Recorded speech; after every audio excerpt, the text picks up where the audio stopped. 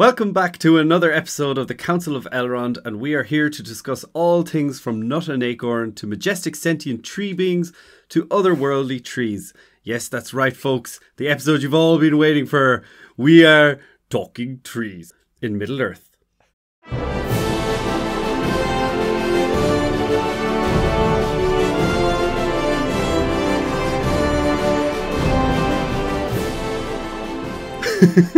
I don't know, is it the episode everyone's been waiting for? But here we are anyways, we're talking trees. So let's just get straight into it, Johnny. One thing I wanted to mention was how much of a geek Tolkien was for creating languages, as we all know, and we have an episode dedicated to that. But what else would you say that Tolkien was massively obsessed with? Well, the title of this episode, I suppose. I don't know what the title is, but it's going to have the word tree in it at some point, maybe, or something. So we know that he was an absolute freak when it came to nature, and he was famously able to go on for hours and, well, pages of books, I suppose, and just going on about how much he loved nature stuff, but especially trees. Trees were like the main thing. I'm sure he was a lover of a nice fine rock that he'd find lying about the place, but mainly or trees. Shrubbery. Trees were shrubbery. Exactly. Roger the Shrubber was his neighbour. No, but yeah, trees definitely held a special place in his heart. Yeah, I was gonna ask you, how do we know that he's so obsessed? He's about as obsessed as with trees as we are with Lord of the Rings, and we can see this from, obviously, if anyone actually decides to look away from the movies, go read the books and realize that there are chapters and pages where he just emits. He omits describing epic battles and chooses to just discuss like the trees and the way the land is shaped and all this kind of stuff. We've also seen there's interviews of him where sometimes he just stops and starts talking about a tree and expressing his love for trees and all this kind of stuff. Yeah, there's loads of stories about him going out. Like, people said that he was insufferable to go for a walk with them because it would last hours. You'd go for a short walk, or what you would plan to be a short walk, and then he'd just stop by some tree and he'd start talking about how beautiful the tree was, and he could be there for an hour, and you were like, well, I won't be going for a walk with you again. Sort of thing. Yeah. Mr. Tree. Yeah. But actually, into a tree. We actually discussed it recently in our Theoden episode, how in the movies we see Theoden get released from his spell by Gandalf and stuff, but then actually in the book it was just Gandalf kind of, shepherded him out the door of his gaff, and he was like, take a look at that beautiful landscape you have there in front of you, Theoden, now. And he was like, she's just lovely, isn't it? It's a mighty fine day. And he was like, oh, just breathe that air there. He was like, oh yeah, just look at that beautiful, look at the trees and the mountains and everything there. It's manure season. The nice countryside there, and that kind of brought him back to life. It wasn't Gandalf's magic, it was the magic of the beautiful countryside that brought him back to life. It sounds like an Irish teenager and their mother being like, would you get off that PlayStation now and go outside and smell the fresh air? You're like, Mom, but it's pissing raining. There's a flood outside. It's good for you. Mom, I want to beat the boss. Yeah. Yeah, so we also know from many interviews that Tolkien's done around Oxford and stuff that he uses trees as symbols of life and goodness, not just in his interviews but in his written text as well. And he also he kind of uses metaphors of trees and the corruption of trees as symbols of evil and death. The elves began it, waking up the trees, teaching them to speak. This episode is all about the trees of Middle-earth and their huge importance in not only the world, but the stories of Middle-earth, including the War of the Ring and many other stories. So to set the tone, I've already discussed a little bit about Tolkien, but I wanted to start off this episode with a Tolkien quote. In a 1955 letter to his publisher, Tolkien wrote, "I am obviously much in love with plants, and above all trees, and always have been, and I find human mistreatment of them as hard to bear as some find ill treatment of animals." So there you go, Johnny. Like you said, he loves all nature. He said the word mistreatment, and he also said treatment. He said treatment and mistreatment. I was like, all I can hear is tree. Well, we're going to be talking a lot about trees and where they're mentioned in the movies as well later on. So I hope you've brought your movie knowledge with you today. I brought some treats as well. All right, well, I'm just going to be doing puns for this whole episode. I'm sorry. Well, yeah, bring it on. I love a good pun. Okay. But I love puns, but you know what my favourite thing in the world is? It's when the listeners leave a like, a review, or a rating, and it really helps the algorithm. So don't be hasty and do it now while you're listening, everyone. Thank you very much. Do be hasty. The love. Yes, do be hasty, actually. Yeah, sorry. Ignore Treebeard. Be hasty.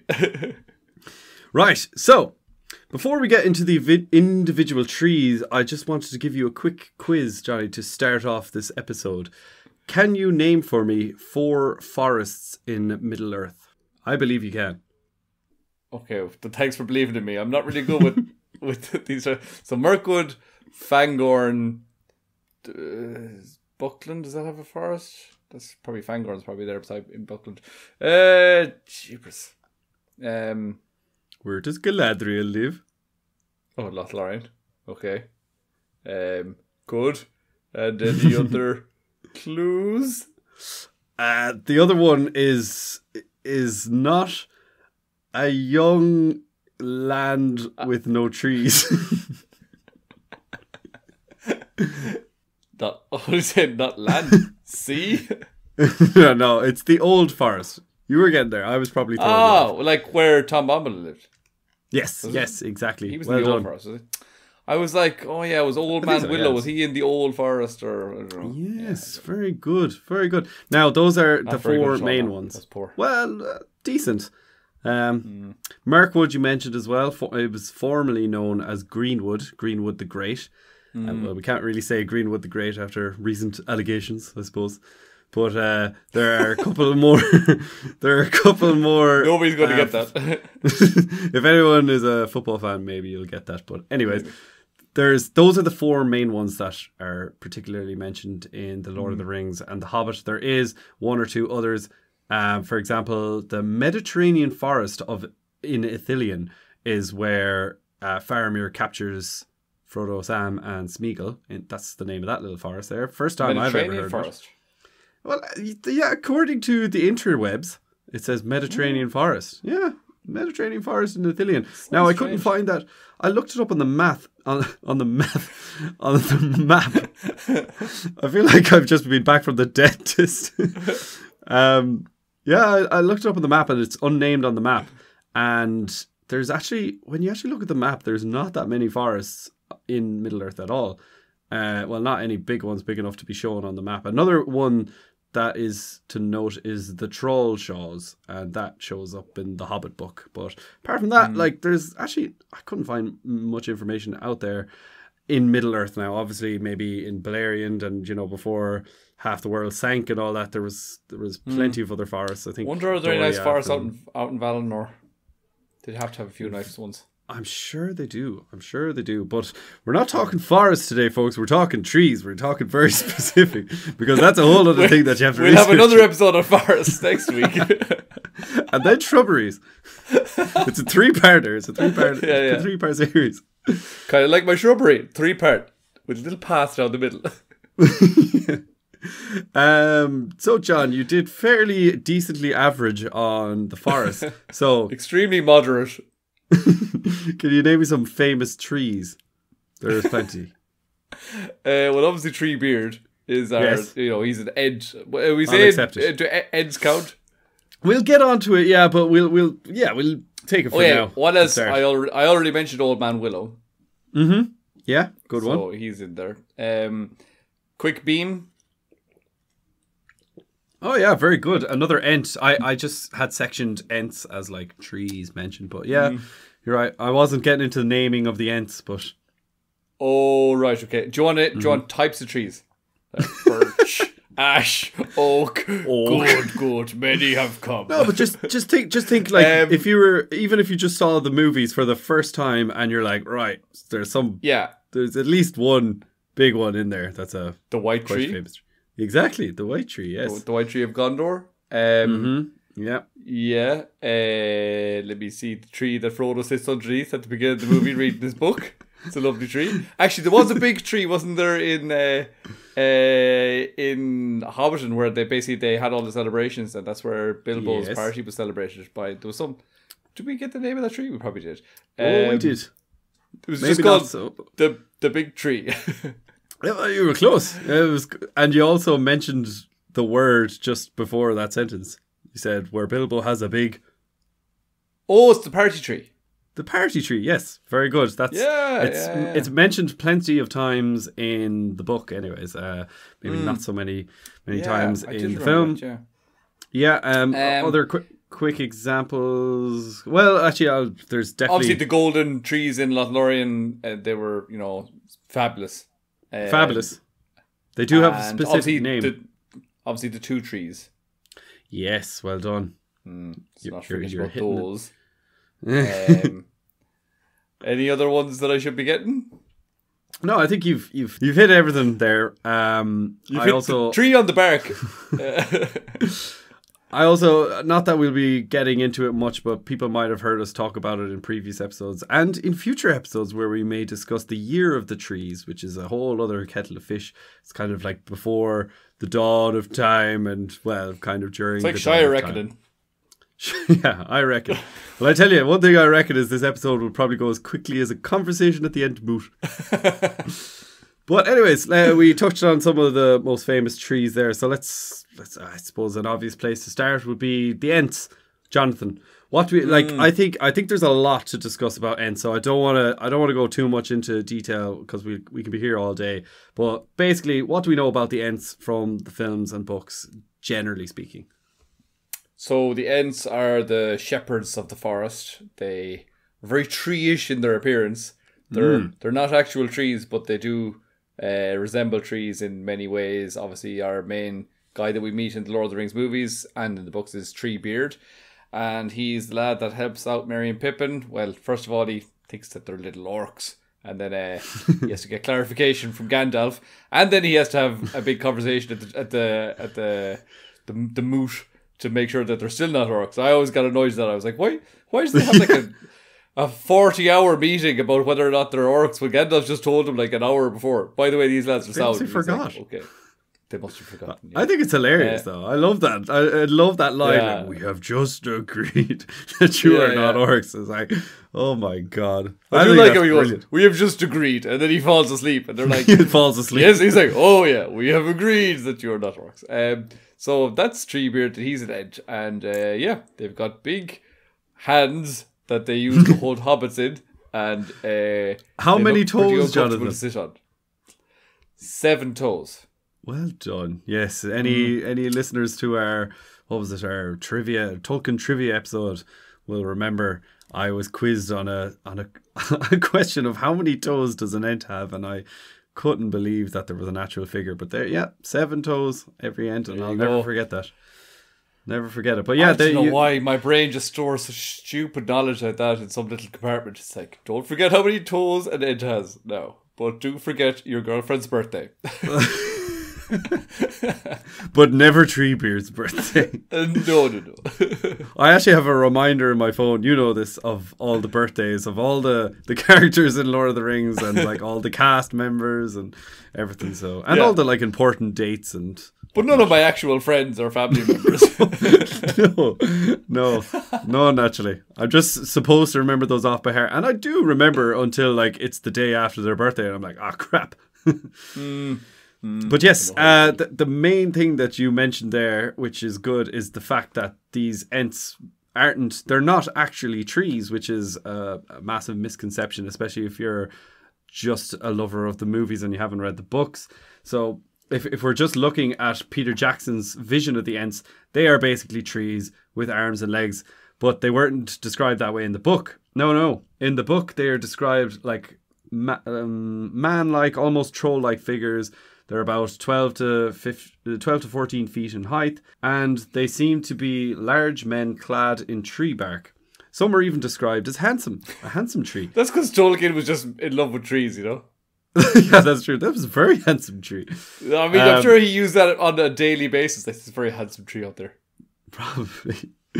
But these handsome trees would have skin tones of brown, grey or green and bushy hair and beards. They were created by Yavanna. Do you remember who that is? Like, she was kind of the goddess of nature, basically, to put it that way, you know. Yeah, she was. She was one of the Valar, Yeah, she was one of the Valar, and she was the Vala of nature, basically. That was she was jam. the equivalent of the goddess of nature, I suppose. And she actually created these Ent creatures after she had learnt of Aule, who's another Vala. She learnt that Aule's children, aka the dwarves, they were going to be like destructors of trees and stuff. So she wanted to have these shepherds that would protect certain areas of the forest and certain forests themselves, mainly Fangorn. However, the Ents were tree-like creatures who over millennia became more and more like the trees they herded, including appearance. Legolas also mentions how the elves woke up the trees and taught them to speak. However, the Ents were always sapient beings, but were just pretty dumb. And like I said earlier, I think after doing a small bit of research into Ents, I'm like, oh my god, there's so much. So I actually think it wouldn't be a bad idea to do an episode on Ents, but maybe in like 2 years' time when people get over this whole tree episode. But anyways, moving on, you mentioned another character called Old Man Willow who doesn't really appear, kind of appears in the movies, but what can you tell me about this creature? Right, so I know what you mean when you say he kind of appears in the films, and I suppose just to tell our listeners, it's going to be, well, to confirm myself, it's the scene in the third movie in the extended edition where there's a tree that kind of Merry and Pippin kind of get sucked into when they get, brought to Treebeard's home, and he stays there deep in the forest, and then they wake up one morning and they're like really, I'm so well rested, and they're drinking water out of the stream, and Pippin's grown a couple of extra inches, and they're like playing around, and then suddenly they fall into this tree and the roots kind of grab them and pull them in. That's supposed to be representative of Old Man Willow. And then when Treebeard comes along and he shoos the tree away, and he says like, away with you, you should not be awakening, whatever. That's actually, there's some lines that are taken from Tom Bombadil from the book, which is actually what happens in the first book, pretty early on in the first story, where the hobbits are just leaving the Shire and they're on their way out towards Bree. They go through this forest, which is the old forest, and they kind of get attacked by this tree, and it's all pretty creepy, and there's I'm not sure if it like... Well, Old Man Willow, he casts a spell on the four hobbits initially as they passed. Yeah, I always kind of think of it as almost like it's it's almost like if you have bad hay fever or something, and it's like all the little all the pollen is coming off the tree, and it's like, if you're like me and you get bad hay fever, you got like itchy eyes and like a scratchy throat. Well, for the hobbits, they basically just that was it. Like, it was kind of affected them, and they were like kind of going off to sleep, and then they kind of exactly, yeah, they all fell asleep, and then the tree basically just kind of picked them up, and I don't know, it was kind of creepy. And then basically Tom Bombadil had to come along and save them before they were shoo the tree away. They were basically eaten by a tree, and Tom had to come along, and he was like, I know the perfect song to sing. This occasion. You're bang on. And Merry and Pippin, just like in the movies, they're the ones that what they do is they lean on the trunks of the tree and they fall asleep, and Frodo is just sat on one of the roots and he's just dangling his feet in the water, and then he kind of nods off, but it's Merry and Pippin that are trapped in the folds of the trunks of Old Man Willow. Is Frodo like held underwater by the tree or something? I don't think so. No, because Frodo and Sam then basically attempt to burn Old Man Willow to try and like release the hobbits. But then it's kind of cool. Old Man Willow communicated. What's when you communicate through your mind? Telekinesis. Yeah, Kyle. Sure. Yeah. He had the power to move you. He basically communicated to Merry, still inside his own roots while he's like eating him or whatever, that if the burning did not cease, the hobbits would be squeezed to death. And then the timely arrival of, I was about to call him Sir Tom Bombadil, but Tom Bombadil came and he sang the ancient tree to sleep. Do you actually remember? So you actually mentioned it there as well, how Treebeard replaces Tom Bombadil in the movie, of course, and he's the one that says, "You should not be waking, eat earth." Do you remember what he says? Or do you remember? Yes, drink water. Yeah, go to sleep. And yes, exactly. But the fine. So I think the line is the exact same.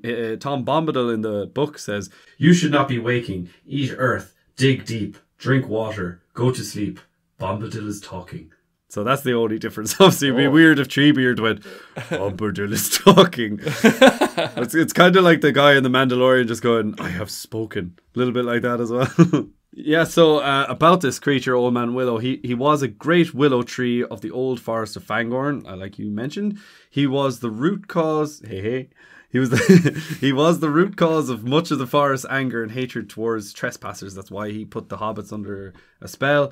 He had great power within the old forest, and one of the coolest things about him is he was able to direct all paths in the woodland to him. So it's kind of like a spider's web in a way.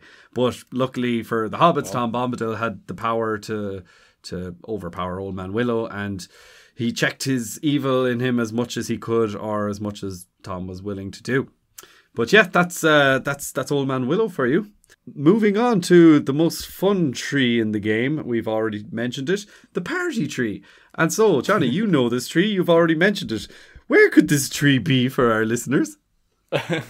Well, as I said before, it was in Hobbiton, and it was basically, as you would imagine, for a nice gang of hobbits, that they need a tree that they could have a big party underneath. And so they would throw all their big major events and festivals, and whenever there was, like, I don't know, the harvest festival is going on, and there was probably ploughing championships and all these kinds of things. And they were like, right, we need to have a big party now. Where do we do it? The party tree. So yeah, I don't know. I imagine it's just this huge tree that kind of, it almost acts like a canopy or like a marquee, and everyone just kind of, shelters in under the branches, and has a few nice pints in under the tree.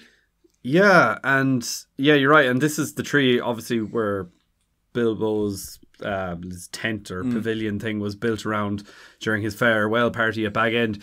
And I think now, I didn't research this, but I'm just trying to remember from the making of the movies. I think that tree was actually built in Hobbiton on that set, like a fake tree. I know they did a lot of planting and stuff, but I can't remember. Does that ring any bells to you? Or I feel like there was one main tree, but maybe that was the one on top of Bag End.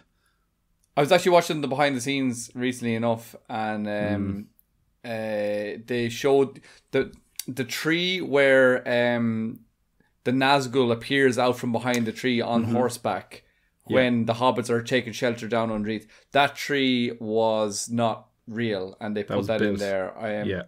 It was either built, or it may even have been digital. No, I think it wasn't digitally. No, I think they just built a tree and put it in there. And because you can actually go to that area now along the road, you'll see all the roots and the area where the hobbits were taking shelter, but there's actually no tree on that side of the road at all. So that was one that I remember that they definitely built and put in. I can't remember. I don't know now. I can't give you an answer on that one about the party tree.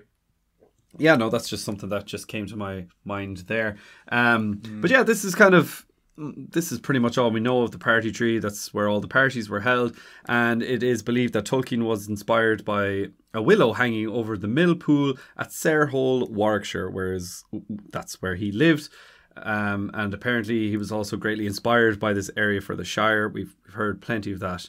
The Shire is kind of like Tolkien's old home in Warwickshire, which is in, I was going to say Birmingham, I believe. I don't know, any English fans out there that would know where that is. But anyways, I would imagine that Birmingham will be in the county of, is Warwickshire a county? Oh, sorry, I think Warwickshire is no longer the name of that area.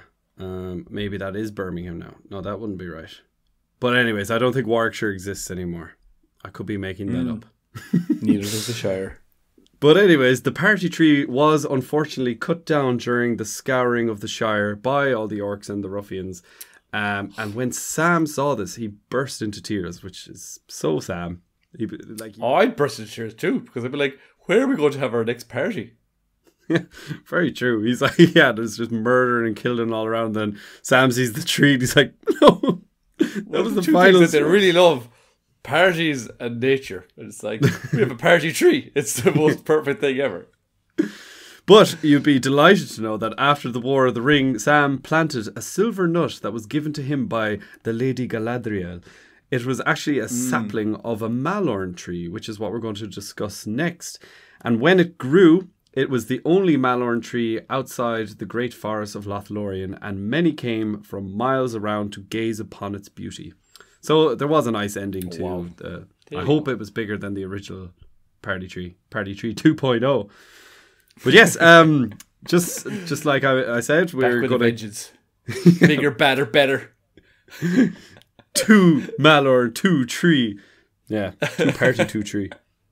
We have Mallorn trees, which you mentioned those big giant golden trees, and these ones in the movies were definitely built. Do you remember on the set of Lothlorien? For Lothlorien. Yeah. Oh, they were incredible. Do you actually know there's a movie mistake that contains one of these trees? Do you know the one I'm talking about? Again, it just popped into my head. So, now it's very not noticeable whatsoever, but basically obviously they didn't build the trees, they built the stems or like the trunks of these huge trees, and they went high enough up that, you know, it was out of camera shot before they were cut off. But there is one distant shot where it shows some of the Fellowship on a boat and they're sailing away, and I think it might be the scene where Galadriel's putting up her hand to say goodbye. But you can clearly see that the tree is just like, there's no top of it. It just is the trunk going up. Oh, really? They forgot to digitally add the rest of the tree. Yeah. But like, I've seen images of that shot, and you can get away with it because like in the foreground there's like bushes and branches and shrubberies, and you know, it's Lothlorien as well. There's loads of like dust and mystical crap in the air. I've watched the film about 1 billion times and I've never noticed that. Yeah, and I don't know, I've only seen pictures of it. I've never seen it addressed by Sir Peter Jackson himself. Do you know the way he had that tier list of movie things that he wanted to get into? Do you remember we discussed on a previous podcast? The things the list, like the snag list of things that like could be better. Yeah, the priorities. Yeah, exactly. He had a list, and wasn't the list called "Could Be Better"? Or is that? Well, I think that's what we said. That was also a running idea as the name for our podcast as well. Oh yeah, that's right. That's right. Could be better, but could be worse. Could be worse. That's a better name, I think. It's a very Irish way to go. But anyways, back to the Mallorn trees, or as we should call them, the Mallorn, which is the plural of Mallorn trees. So the Mallorn heads. I was just thinking that as well. So the Mallorn trees, they originally grew in Valinor. So yeah, like you mentioned earlier, there might have been great Mallorn forests there. So it was the Elves of Tol Eressëa that brought the Mallorn trees to the men of Numenor, and they grew on the shores around the Bay of Eldana. The Mallorn trees were so special that even Tar Aldarion, the great ship king, did not cut the trees down. So they were super special that not even a guy that makes ships out of wood would go near them. But the Mallorn, as I should call them and stop saying Mallorn trees, the Mallorn did not grow in Lindon, but Galadriel took some nuts with her to Lothlorien, where they grew to immense heights. Not as big as Numenor, I must add. They were so big that the Sylvan elves constructed platforms on them where they could actually live and traverse the forest, as we see in the Fellowship of the Ring. There is one shot. Wait, so you're saying the trees that grew that massively in Lothlorien, they were actually larger in Numenor? Yeah, not as big as the ones in Numenor. They were not as big as the ones in Numenor, so yeah, therefore the ones in Numenor must have been absolutely hench. Yeah, and there is that one shot, I think it's in the extended editions, because I was trying to find it on YouTube, but I couldn't. I think it's when Haldir brings the Fellowship to Lothlorien, and it's before they go inside and it's all dark. There's that shot where they look at Lothlorien and he's like, my place or whatever. But you can see the forest and you can just see a couple of giant I hope trees. my mam's not at home. Yeah. Come in the back and we can watch some TV. Yeah, I'll get the kettle on. Where he just says like, what does he say? He says Lothlorien, doesn't he?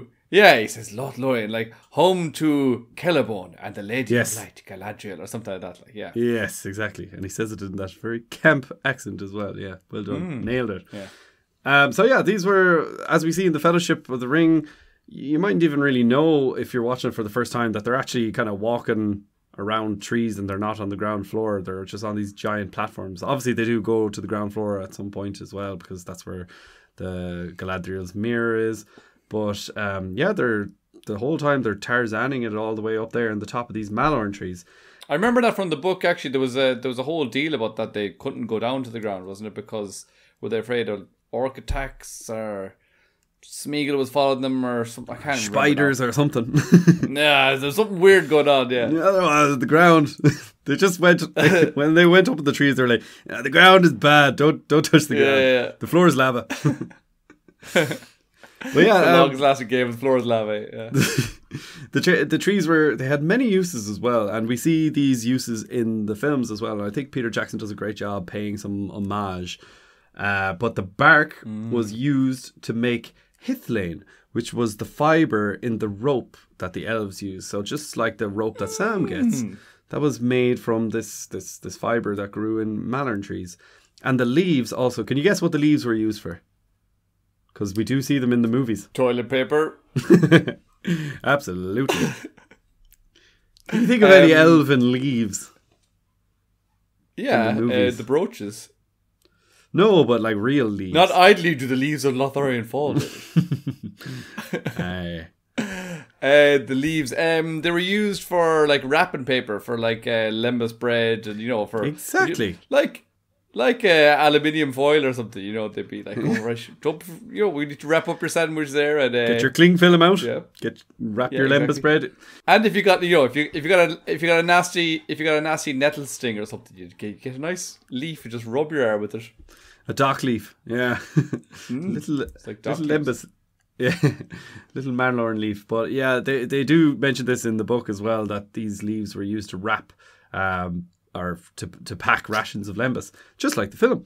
So I thought that was cool because like obviously there's no mention of this in the movie. It's just like that's probably invented by Peter Jackson, where you're just given this big giant leaf. But no, those leaves were important, very important indeed.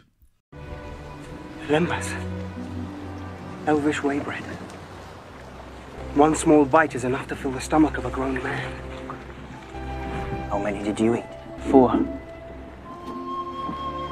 So, Lothlorien was actually known as the Golden Wood because of the Mallorn that lived there, or that grew there, I suppose. Actually, when I first heard of the Mallorn Tree as well, it was not from the book or the movie.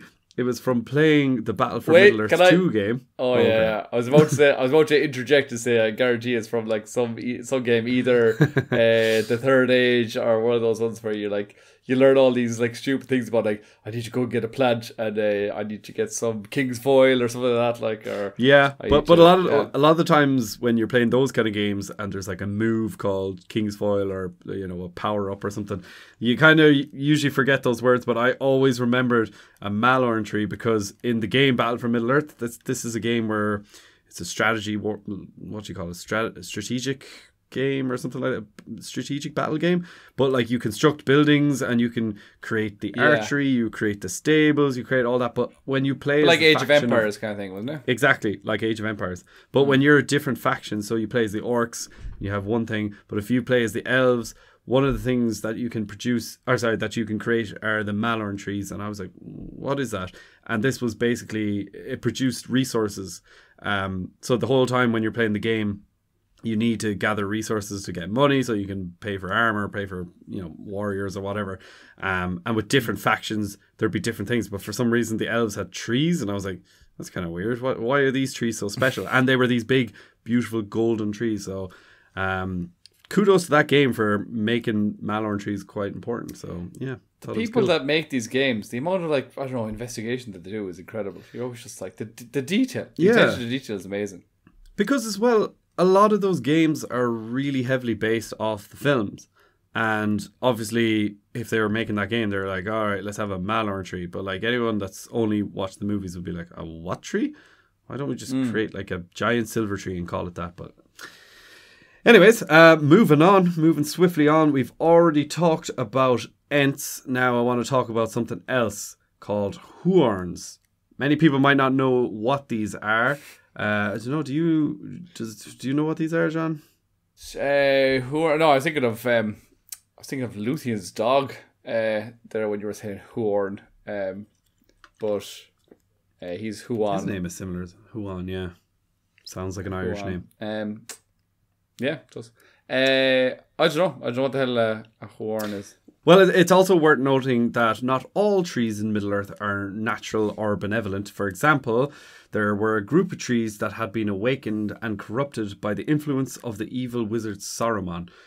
These were the Huorns. The Huorns are similar to the Ents in that they are sentient beings that resemble trees, but they are a lot more aggressive and warlike than the Ents. Now, the actual origin of Huorns is unknown, so it's not really clear if Huorns were Ents that had become more tree-like or if they're trees that had become more Entish. But perhaps both varieties existed. I don't know. Like maybe they both came from different paths, like a tree and an Ent, and maybe they had a baby and it became a Huorn or whatever. Either way, it's obvious they were part way between trees and Ents.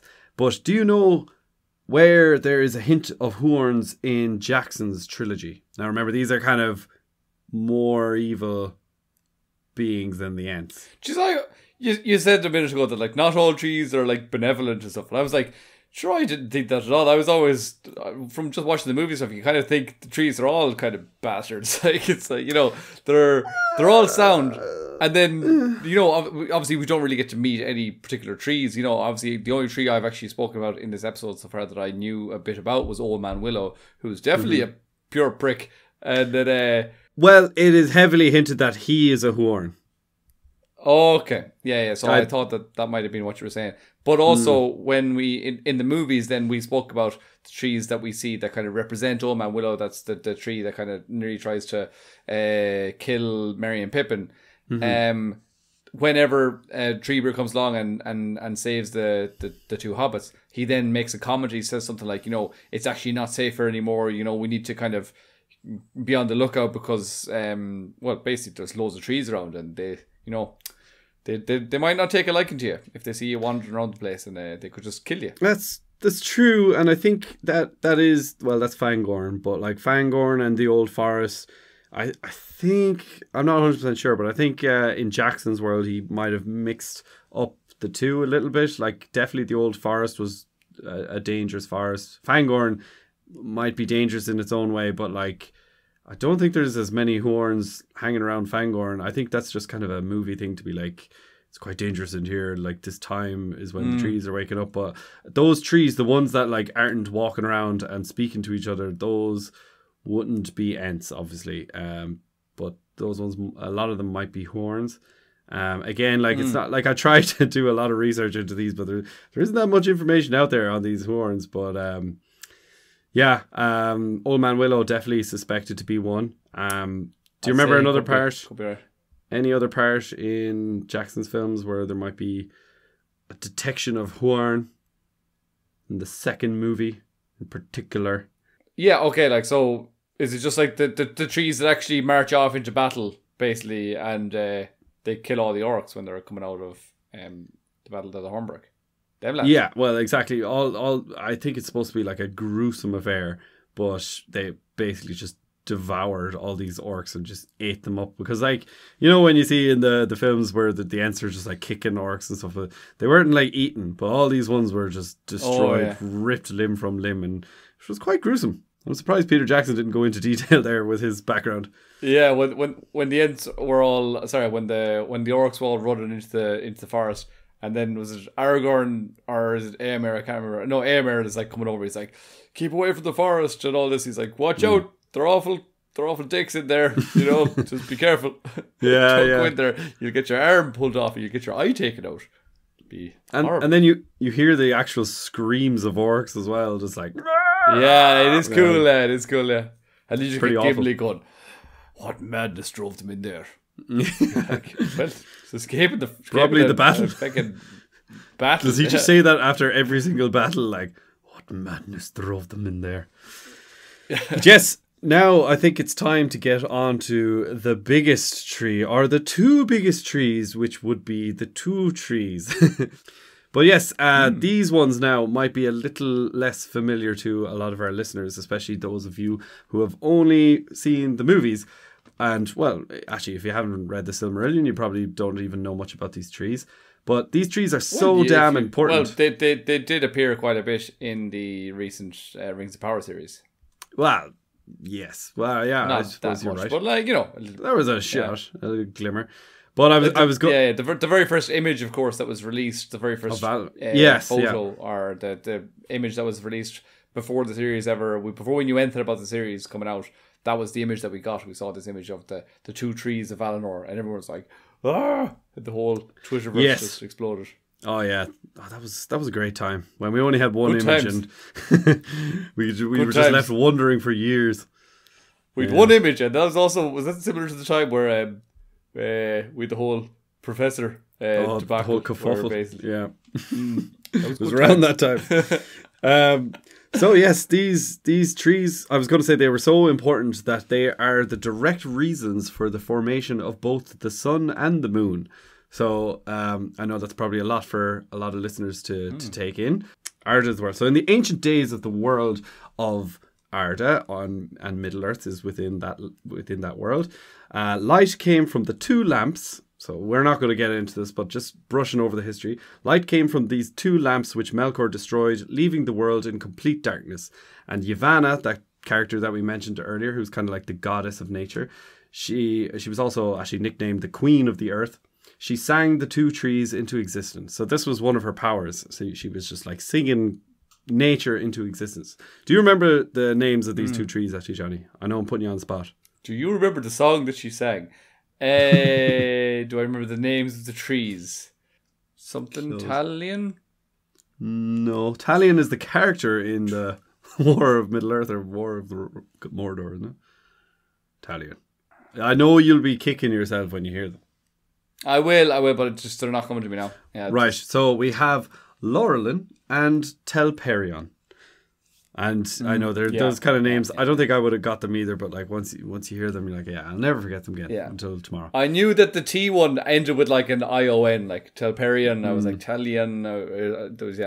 Anyway, I think you were close. Yeah. But anyways, to describe these trees a little bit, Laurelin, the golden tree, which is female. Telperion was the silver tree and was male. So, actually, let's start with Telperion. Telperion had dark leaves, silver on one side, and his silvery dew was collected as a source of water and of light. Laurelin had gold-trimmed leaves, and her dew was likewise collected by Varda. These trees are located in Valinor, outside of the city Valmar, on a hill named Ezelohar. I think I got that name right. So these trees brought light to the land of Aman. And a little bit of science about the light is each day is 12 hours and the light from both trees would emit for 7 hours. So there would be an hour each for both trees for dusk and dawn, waxing to full brightness and then slowly waning again. So I think it's kind of cool. They're like taking turns and, swapping roles and all this. So these trees were also watered by the tears of the Vala Niena. She's another one of these goddesses, kind of like... she's that one that was always crying. Yeah. So, Johnny... She's like that drunk friend of yours that's like drinking gin and she's out on a night out and then she has a bit of a fight with her boyfriend and she's suddenly just like, but he doesn't do it. And you're like, oh God, she's at it again. We have to put up with this one. Is the night over now or will I chill with her or will I go dancing? I don't know. Yeah, probably go dancing. So, Johnny, these two magnificent trees, what happened to them? Did they always last forever or what? Yeah, what happened? Well, you said earlier that they were destroyed by Melkor or Morgoth. Well, I mentioned that the two lamps were destroyed by Melkor. And again, if you did watch the Rings of Power, you will have seen... again, we get this sort of opening with Galadriel giving a big... big prologue about what's been going on and the backstory and all this kind of exposition that she's given, I suppose. And she says something about how Morgoth. They kind of dodged it a little bit. They didn't say specifically he destroyed the tree or something, but they basically said he was behind the destruction. And there was a really cool image of like the shadow of Morgoth appearing above the trees, and then like the lights kind of going out. But I believe, if memory serves me right, it was actually Shelob's mam who ate the light from the trees. Yeah. Was it? Well, like okay, good. both. It was the way you were looking at it. No, it wasn't like one or the other. It was Melkor recruited his buddy Ungoliant, yes, who's Shelob's mam, in a way to help destroy the two sacred trees. And it does mention that Ungoliant sucks the life and light from the trees. But yeah, you got that right. But seeing that the two trees are destroyed, Yavanna sings, and Nienna, of course, she weeps. And through their powers, they recover Telperion's last flower and Laurelin's last fruit, which the Valar used to create the moon and the sun. So that's how powerful these massive trees were. They're like, even just the last fruit and the last flower, that's going to be the sun and the moon. So kind of just goes to show how important these trees were. And how bright they were. Talking trees. What do trees have to talk about, except the consistency of squirrel droppings? So these trees, that's not where they end. We have in the films the line of kings, but trees are no different. We kind of have a line of trees as well. So it is believed that Yavanna also used the fruit of Telperion to create another special tree in the city of Tyrion, like Game of Thrones, on the hill of Tuna. That's Tuna, Valinor, like the fish. isn't it? Yes, exactly, it is. Yeah, so she obviously took a little bit of that fruit and was like, okay, here, this could be the sun, but I'm using a little bit to make another little important tree here. So this was a white tree created in the image of Telperion, and it was named Galathilion. Now, Johnny, you're going to hate me for this one, but you don't need to give me an answer. But using your incredible knowledge of Sindarin, do you know what the word Galathilion means? Or could you hazard a guess? Okay, so the word Galadriel begins with Gala. So... Gala means tree. Galadh is tree in Sindarin. Ah. And then we've talked about... the only reason I brought this up is because we have talked about these kind of similar words. Yes, like that. Yeah, so like... we have a knowledge of basic Sindarin. Like, I think it's kind of cool. We do. Yeah, so like Starlight, wouldn't it be? Or anything to do with that? Yeah, kind of. I think I've looked it up so many times, and when you have like Isildur and Ithilien, and some things mean shine and some things mean moon, but this actually means shine silver. So yeah, Galathilion would be like, I don't know, silver shiny tree. So this tree, Galathilion, was sometimes referred to as the tree of the high elves. So we've been doing a lot of talking about trees and a lot of lore heavy stuff. I just want to break up the episode. Are we going to leave this section? We are indeed. We're going to leave it behind. I know it's the same pun.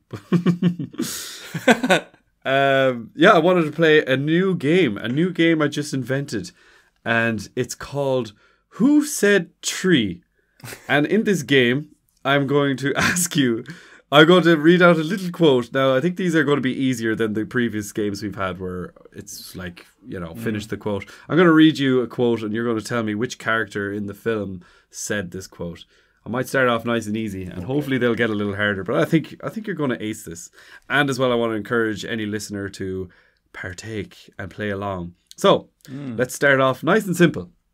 They're simple for me, of course, because I have the answers in front of me. So, first quote. The trees are speaking to each other. Oh, that's all you're giving me? That's all I'm giving you. Yeah, I'm going to be very, very short with my quotes because... Right, okay. Yeah, because some of these are too easy, so I'm going to take sections of the quotes. Mm-hmm. But you know the way we spoke about this before, how sometimes you give someone a quote and you're like, I can hear that in the voices of like all the main characters, basically. Oh, yeah. So now I got an answer in my head but I'm trying to... So what is it? It's the trees are speaking to each other. The trees are speaking to each other. By the way, this game is called Who Said Tree because in every single quote has the word tree. Okay. It's a good game. I like it, Dave. Good man. I had to sift through all three scripts and find every time tree was mentioned. It was quite fun. Tree. Now, immediately Legolas jumps to mind. I just don't want to mess this up, especially if you said this is the easy one. Oh.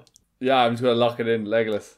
Final answer, Legolas. Absolutely correct. Well done. I knew you had Legolas, and I knew it was the gut feeling. I think you're just going to have to go gut on this.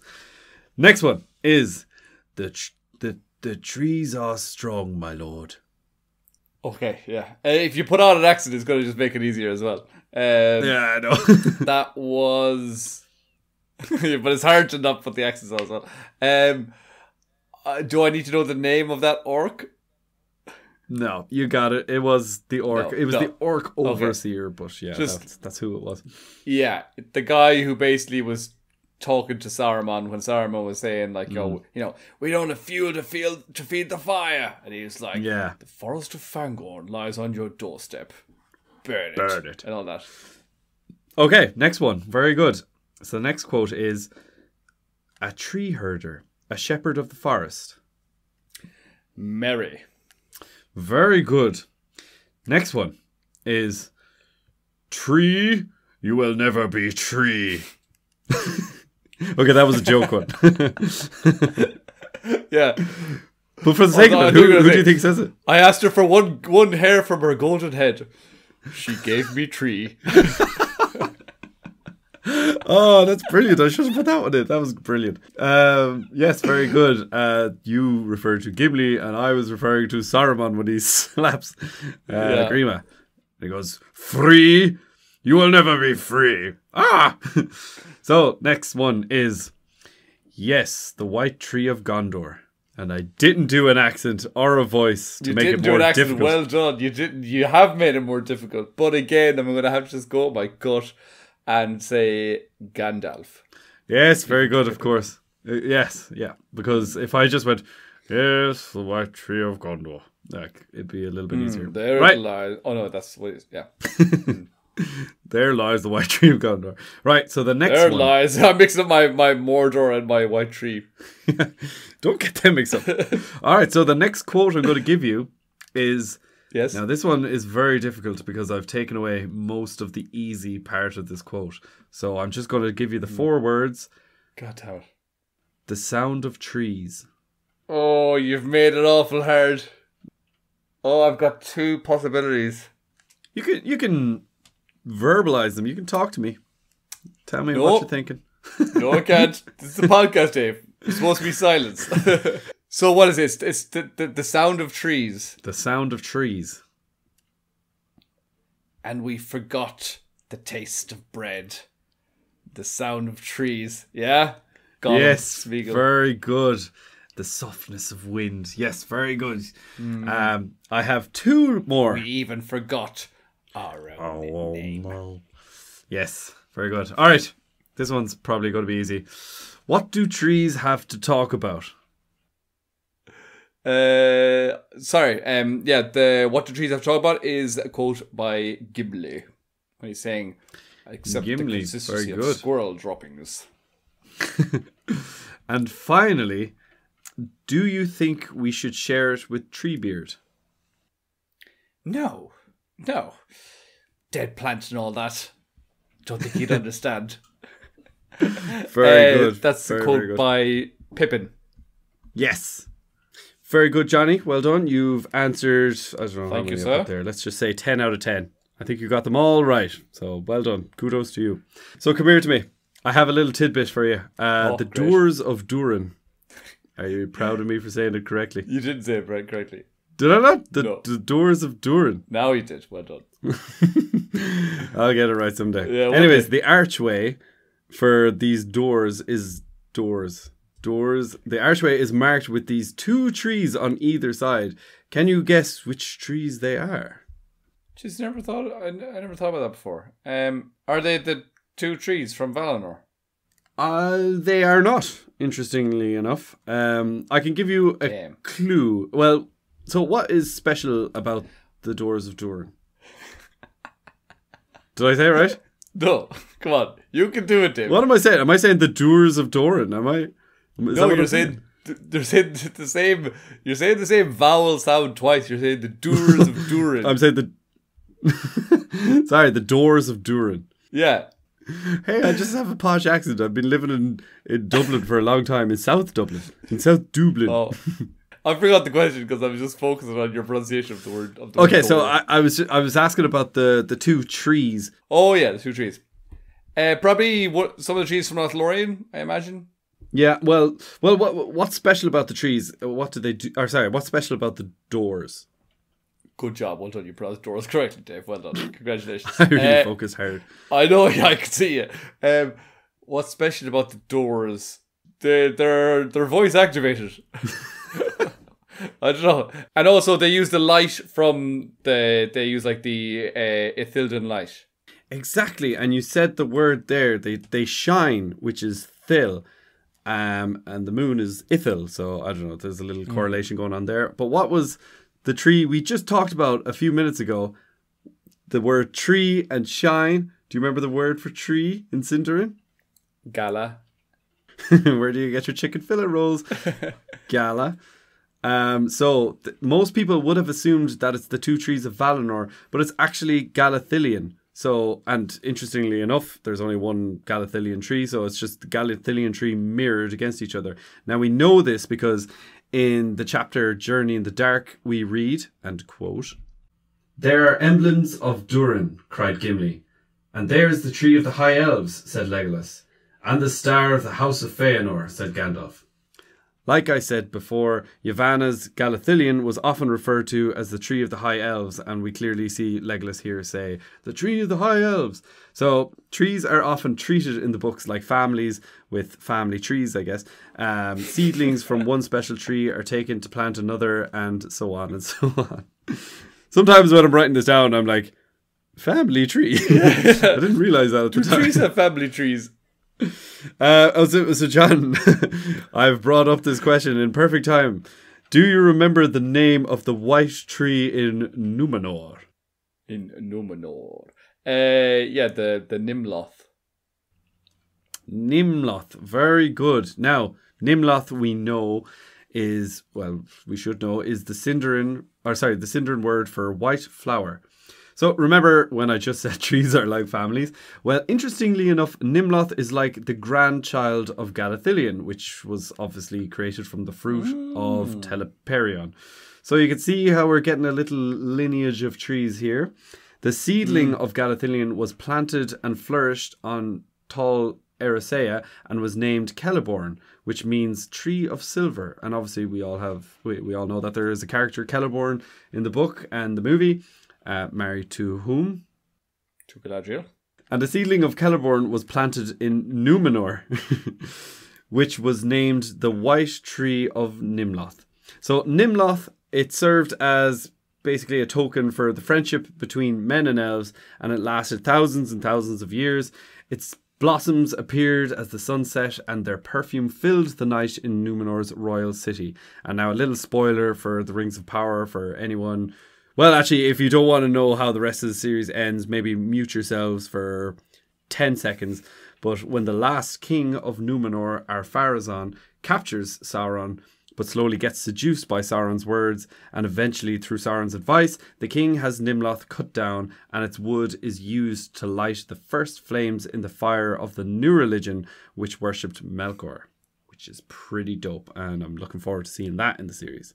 But yeah, guess what? There's a new baby on the scene. So that tree had a baby. The night before Nimloth was cut down, miraculously, Isildur he cut a fruit from the tree so that he could continue the line of white trees. He was badly injured in the process, and he was almost killed.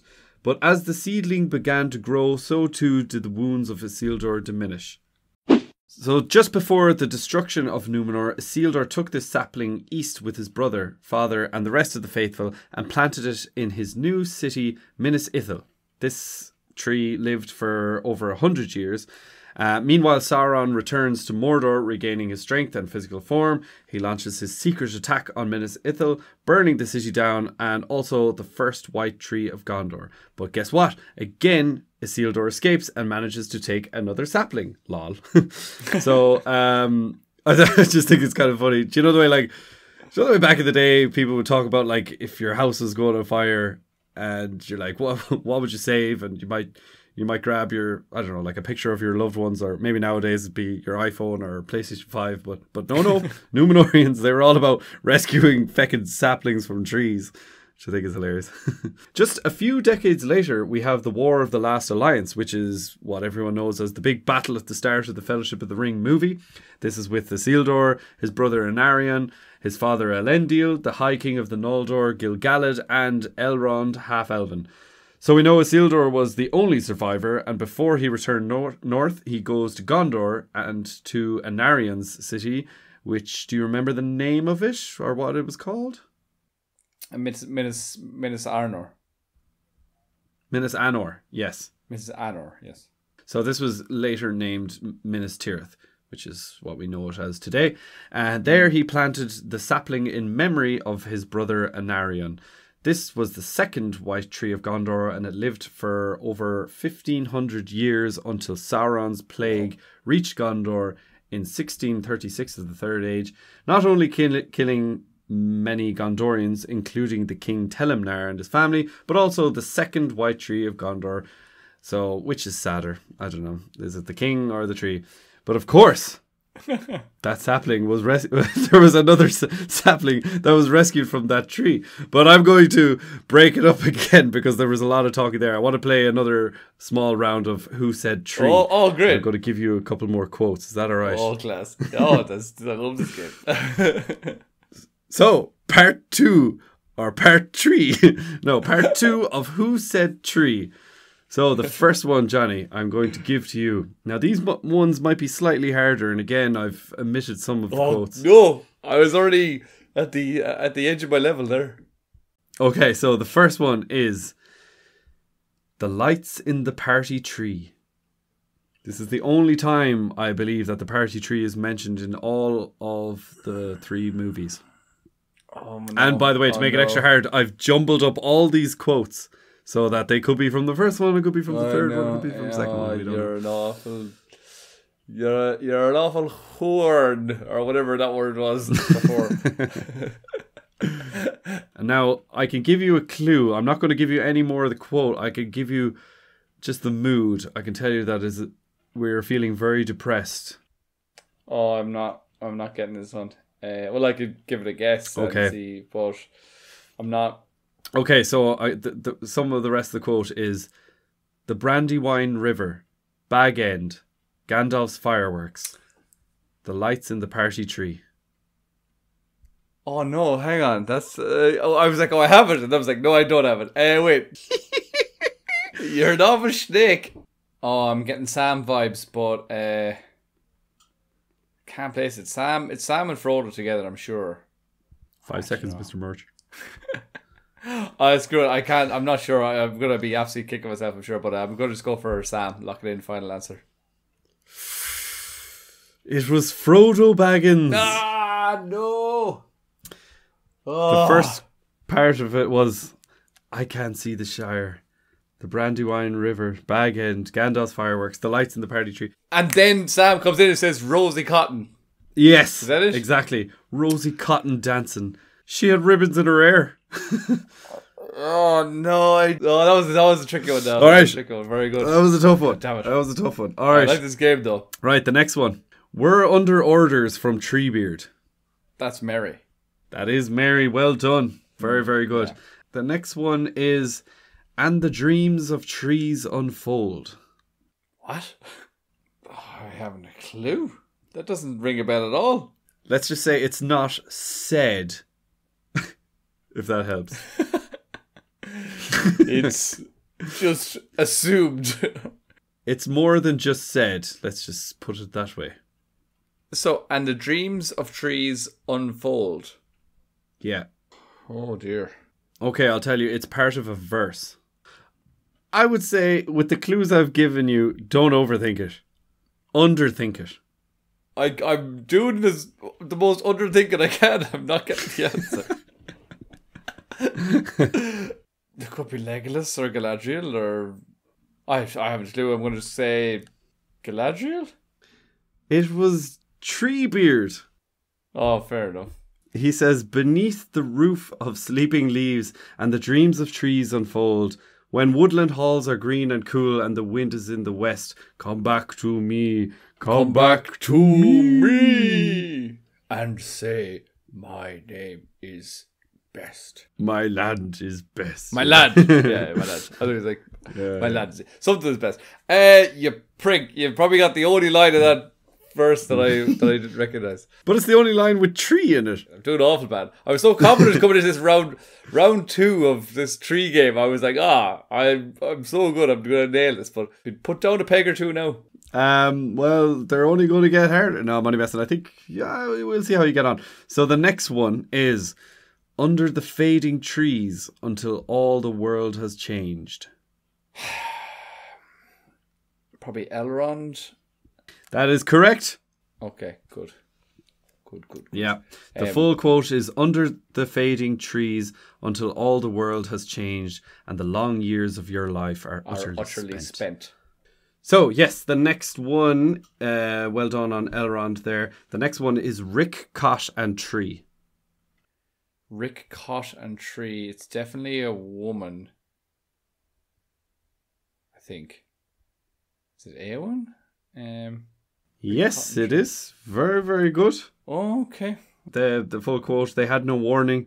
They were unarmed. Now the wild men are moving through the Westfold, burning as they go. Rick, Cot and Tree. So the last one of the series is keep away from the trees. I already said this before today, didn't I? So that's, again, I said it, I don't even know if I got it right, but I said it was Éomer. Yes, you did. Yeah, it is Éomer. He says, stay out of the forest, keep away from the trees. So that is Éomer. Well done, John. You did great. Absolutely great. I know there was one or two tricky ones there. But again, I'd love to hear how the listeners got on. So send in your results and tell us which ones tripped you up. Anyways, let's bring it back down to the fun part with all the information. So we just talked about the Great Plague of Gondor there. So 4 years after this Great Plague, King Tarondir plants the third tree of Gondor. So this tree lasted 147 years, and during that time we saw the days of the kings of Gondor come to an end and the beginning of the time of the ruling stewards. Now, in 2872 of the Third Age, it's Bellic Thor II, who was the 21st ruling steward, dies, and closely afterwards the third tree of Gondor dies with it. So again, it was kind of like it represented the life of this ruling steward. There wasn't a sapling to replace it, which is sad times. So the tree stood there dead and withered for almost 150 years waiting for the return of the king. And as Gandalf says to Pippin in the Return of the King movie, they guard it because they have hope. A faint and fading hope that one day it will flower, that a king will come and this city will be as it once was before it fell into decay. And then he says, the line of kings failed, the white tree withered, the rule of Gondor was given over to lesser men. And in the book, when Gandalf and Pippin ride to Minas Tirith, this is something cool. I don't really remember it, but Gandalf mutters some rhymes in many languages, but one that Pippin actually picks up on goes like this, and I have the quote here. Tall ships and tall kings, 3 times 3. What brought they from the foundered land over the flowing sea? 7 stars and 7 stones and 1 white tree. So it's a cool little poem. So finally we're coming to the end here because we're on the tree that we see in the movies. So after Sauron's final defeat and Aragorn's coronation at the end of the movie, what happens, Jonathan, concerning the white tree of Gondor? Well, first of all, it flowers. Yes, in the movie we do see a little blossom. But again, not quite. That's not quite what happens in the book. Right, okay, sorry. Well, so just to go in the right order of things as well, we see a small little bud or a little flower. Is that just when Faramir is like almost being burnt alive? We see like a tiny little flower, so you're like, oh, there is hope coming. And then at Aragorn's coronation, you see it in full bloom. Do you remember what happens in the book? That's not how it happens in the book. It doesn't start to blossom again. Oh yeah. Well, like I mean, yeah. In the book, they take the tree out the back and they shoot it up to the mountain, and he like plants it up there. Kinda. What happens is Gandalf and Aragorn, after his coronation, they journey up the mountain, Mount Mindalluin, and this is where Aragorn cries, quote, "I have found it. Lo, here is a scion of the eldest of trees. But how comes it here? And Gandalf, coming looking at it, said, "Verily, this is a sapling of the line of Nimloth the Fair, and that was a seedling of Galathilion, and that a fruit of Telperion of many names, eldest of trees. Who shall say how it comes here in the appointed hour? Here it is laid hidden on the mountain, even as a race of Elendil lay hidden in the wastes of the north.